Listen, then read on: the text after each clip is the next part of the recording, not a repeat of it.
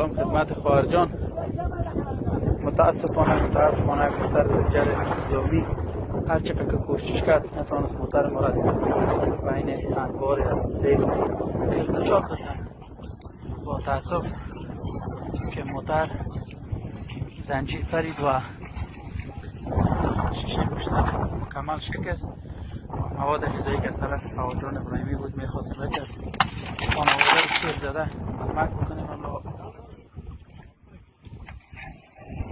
و اینجا کیبل کردیم. رزخان هم کنده شد و این مواد غذایی که میخواستیم و خدمت یکی از سیلاب زدگان کمک کنیم و یا بسته که در این زنجیر بسته کردیم و زنجیر کنده شد شیشم پرید.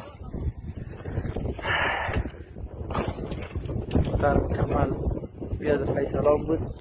فیصله تر شد و برادرایی که همکاری میکنن دارن کتبه همکاری دارن و اینجا گل خیلی زیاد هست.